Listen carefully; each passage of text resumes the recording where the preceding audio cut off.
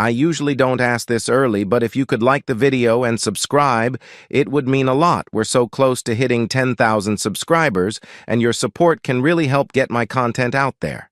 Thanks. Pierre Durand, 38. A meticulous, hard-working civil engineer raised in a traditional family in the south of France. He values loyalty, stability, and family. Pierre has been married to Isabelle for 12 years. They have no children, which has been a point of subtle tension. Isabelle Durand, 35. A professor of French literature at a prestigious university, Isabelle grew up in Paris but moved to the south with Pierre when they married. Passionate and introspective, she finds herself trapped between the security of her marriage and the excitement of what could have been. She's grappling with a deep sense of loss over the life she never had with Julien. Julien Dubois, 37. An old university love, now a successful architect. Julien has remained unmarried, living a life full of travel, adventure, and artistic pursuits. He's the complete opposite of Pierre in both character and lifestyle, representing the spontaneity Isabelle feels she's lost.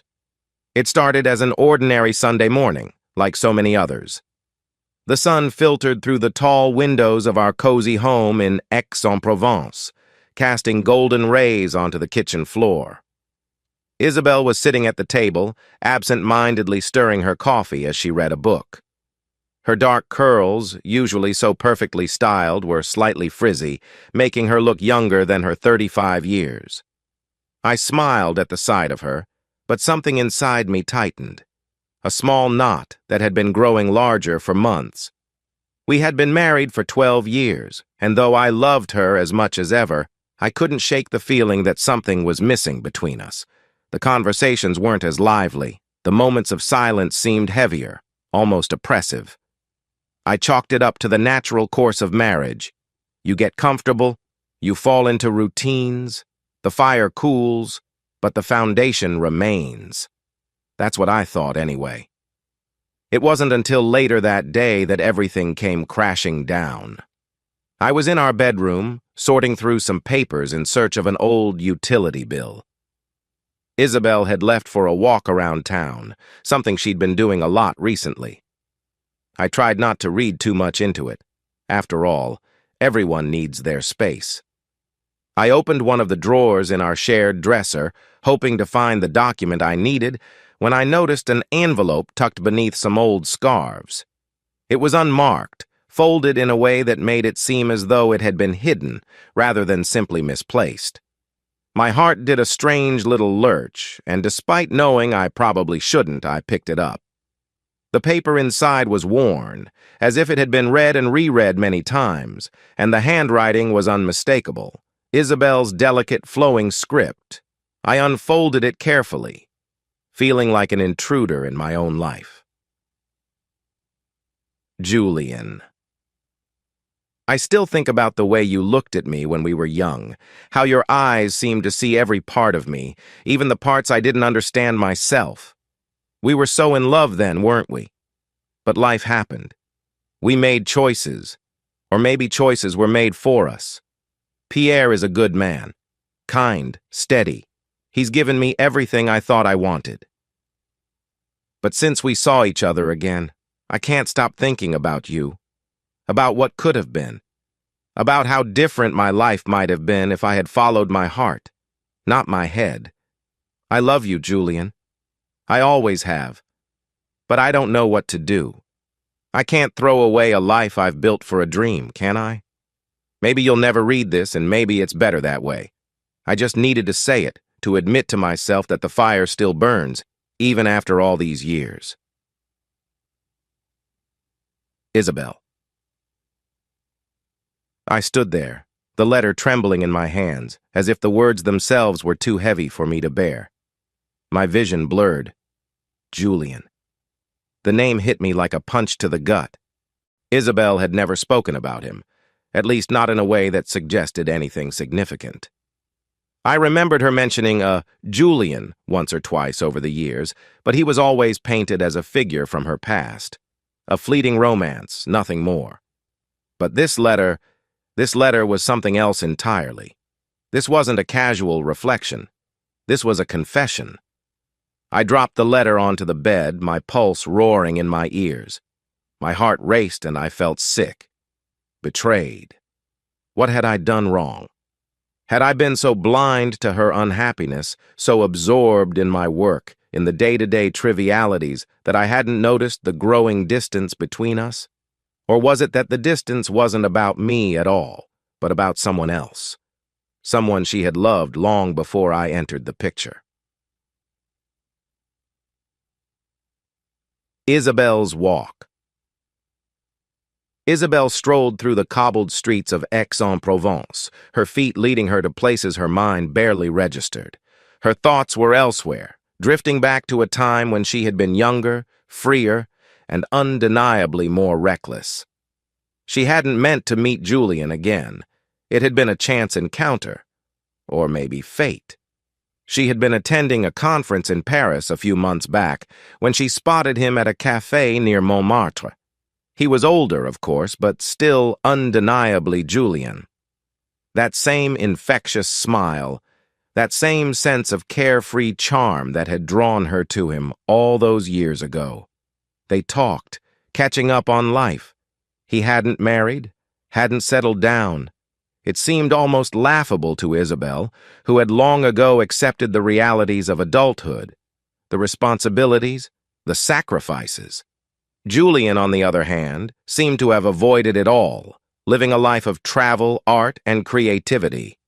There was a part of her that envied him. Another part felt anger, even resentment. Why did he get to live like that, while she had chosen the responsible path? But that meeting, it had stirred something inside her. Feelings she thought had long since faded. Back at home. I sat on the edge of the bed, the letter still lying beside me, mocking me with every passing second. I replayed the last few months in my mind, the growing distance between us, the unexplained absences, the late-night walks where she claimed to need time alone. Had she been with him? Was this affair emotional, or had it gone further? I didn't know what to do. Confronting her immediately seemed like the logical step, but I was paralyzed by fear. Fear of what she might say. Fear that I was about to lose everything. And then I heard the door. Isabelle's footsteps echoed through the hallway, slow and deliberate. She didn't know that I knew. Not yet. Part of me wanted to scream at her, demand answers. But another part of me wanted to pretend I hadn't seen the letter, to preserve the fragile peace we had built, even if it was based on a lie. She walked into the bedroom, her face soft and thoughtful, the remnants of her walk still visible in the slight flush of her cheeks. "Hey," she said, her voice light, but I could hear the weariness behind it. "What are you doing?" I stared at her, unsure of how to begin. My mouth felt dry.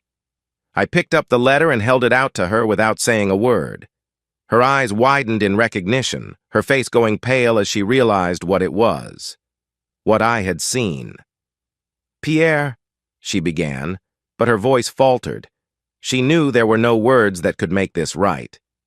"When were you planning on telling me?" I asked, my voice steadier than I felt. She sat down across from me, her eyes filling with tears. For a long moment we just sat there, the silence between us thicker than it had ever been. "I wasn't," she admitted finally, her voice barely a whisper. "It wasn't meant for you to see. I wasn't going to send it. I just needed to write it down." "Why?" I asked, my heart aching. "Why him? Why now?" "I don't know," she said, running a hand through her hair, visibly struggling to find the right words. "It's complicated. I love you, Pierre, I do. But when I saw him again, it brought back so many feelings. I thought I'd moved on, but I realized I hadn't. At least, not completely." Her words stung, each one a knife twisting in my chest. But I couldn't help myself. I had to ask. "Do you still love him?" Isabel hesitated, biting her lip as tears spilled down her cheeks. "I don't know," she admitted, and those 3 words hit me harder than anything else. I stood up abruptly, unable to sit still any longer. I needed air, space, something. I grabbed my coat and walked out, leaving Isabel alone in the bedroom, still holding the letter. My thoughts were a whirlwind. Could I forgive her? Could I live with the knowledge that she still harbored feelings for another man, even if she claimed not to act on them? Later that evening, after hours of walking aimlessly around the town, I returned home. Isabel was waiting for me at the kitchen table, a cup of cold coffee in front of her. "We need to talk," she said quietly. I nodded, sitting down across from her. I was too tired to argue, too emotionally drained to do anything but listen. "I don't know what I want," Isabel began, her voice trembling. "But I do know that I'm not ready to throw away what we have. I love you, Pierre. I've always loved you. But I need to figure out who I am again. I've lost myself somewhere along the way." Her words were sincere, but they felt hollow to me. I didn't know if I could believe her anymore. But I knew one thing. I wasn't ready to give up either. "So, what do we do now?" I asked, my voice weary. "We try," Isabel said. "We rebuild. We find each other again. If you're willing to try, I am too." And so, that's where we stand. We're trying. It's not perfect, and there are days when I wonder if we'll make it.